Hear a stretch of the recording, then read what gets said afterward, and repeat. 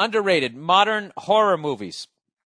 Being that it was Halloween last week, every channel had a horror movie marathon of some sorts, and I watched some of them.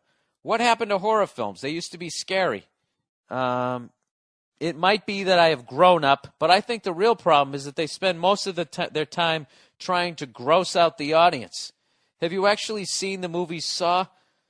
The first one was good, but after that, they just try to make you throw up. I mean, does the movie really need a 2-minute sequence of a guy being injected with acid and melting? Did that really happen? That's kind of why I stopped watching. I saw the first Saw, and I thought it was interesting, and I started to watch the second one, and I'm like, this is just gross. This isn't really scary. It's like scary, it's like an even grosser Jackass, right? Anyways, he goes on to say, it would be okay if they were unpredictable, but they always make the killer the most obvious choice, which just makes it obvious. Did that make sense? Yes, it did. Why did you lose confidence in the end? No, I totally agree with you. I think the problem with a lot of movies, both action movies and horror movies, is that the special effects are so unbelievable now that that's what they focus on. This happens, this happens, this happens, and then the fucking special effects, that they don't build any suspense, and they don't really build the characters where you give a shit about them and you're rooting for them. I just mentally tap out of most of them. I'm like, well, this guy's the lead, so there's no way he's going to die or else the movie would be over. So what's the fucking point of this? And I always bring it back to A Perfect Storm. I could give a shit. By the time they got to the wave, I was rooting for the wave because I didn't care about their pathetic attempt to try to bring some nobility to these guys who went fishing. They just so glossed over the whole fucking thing. I didn't even give a shit. So I would agree with you, sir. What else we got here? Underrated cane sugar. Seriously, so much better than that high fructose crap. Pepsi Throwback is awesome. You know what? I'm going to try it just because you said that. And I'm not even a big soda guy. Underrated. Going to a concert. Most people I know have never had the full concert experience of going to see someone you love and seeing them live on stage, killing it, and leaving deaf, sweaty, tired, bruised, and loving every second of it. You're probably facing the same problem with people going out to see stand-up. Actually, I got to admit, I've been really lucky. People have been coming out to my shows. But anyways, he says they think it's going to be the same thing as watching it on TV. I remember the first time I saw you do your stand-up act. It was also the first time I'd ever seen a comedy show. I'm paraphrasing because I don't know where I am in this sentence. First time I ever saw a comic was you about 4 years ago. And the live experience of seeing someone who was good at their craft is just so much better than watching it on TV. Well, thank you very much, sir. And considering you just gave me a little bit of a pat on the back, I want to thank you, everybody who's gone out and has bought my DVD. My DVD is killing it. It's still, last I checked, still in the top 10 on iTunes. I can't thank you guys enough.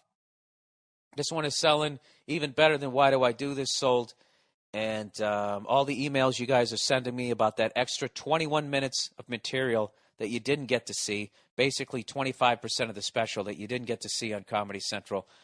I read all of them. I appreciate all the kind emails and all that type of shit. It's nice. It really offsets all the Jet fans giving me shit to read a nice compliment.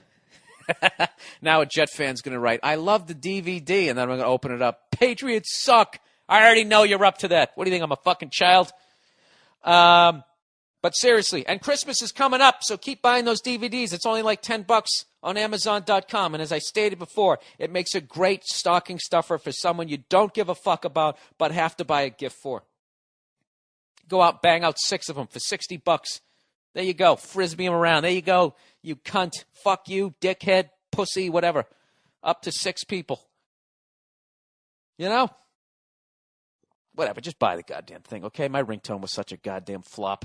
People actually asking me to make another ringtone, and I feel like a band that's scratching their head why they haven't been dropped by their label yet. Which actually segues us into some of the questions for this week, if I could find them. Somebody actually asked me some drum questions. said, Bill, I got 3 questions for you after I heard your drum battle on YouTube, and you didn't suck. You seem like a relatively good drummer and an extremely good opinionator, so I'd like to ask your opinion on some drum things.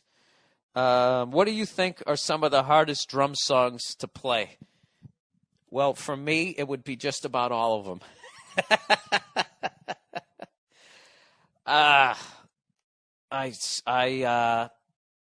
The hardest ones, I would say as far as like for, look, I'm going to actually get into this a little bit because I really got hardcore into sports.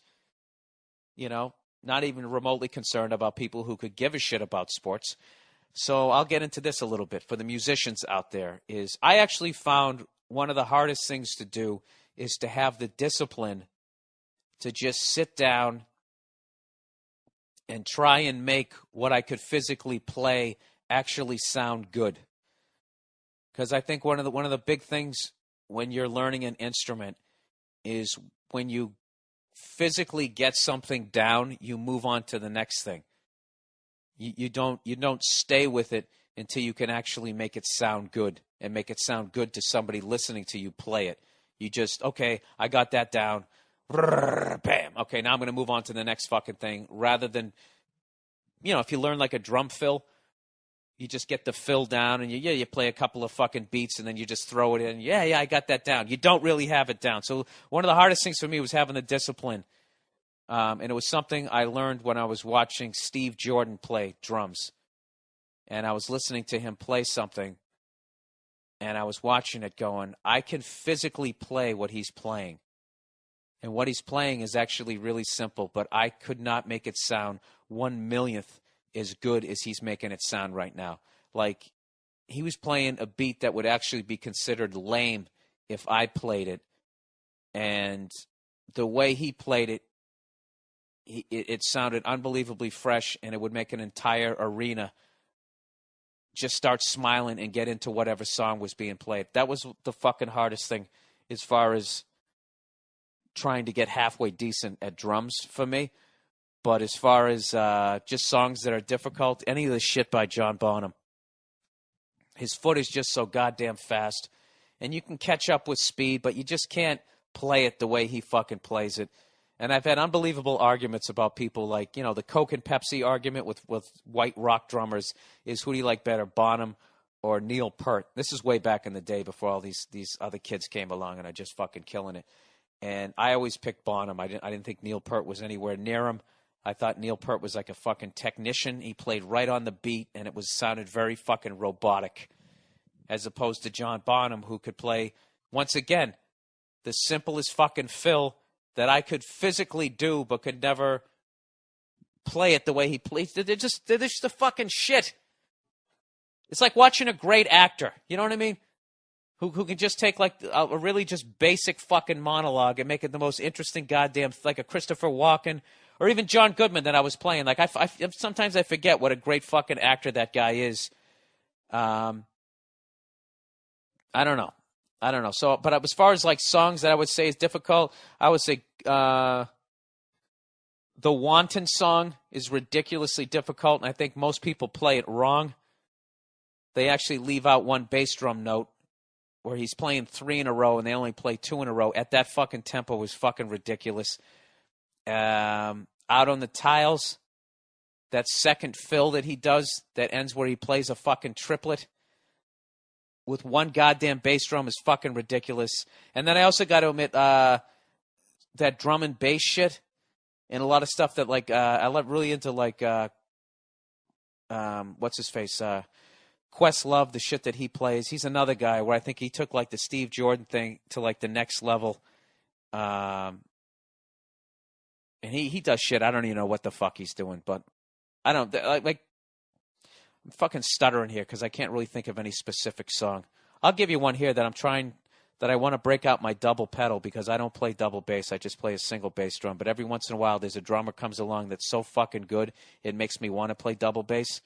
And I've actually really gotten into that band, Lamb of God.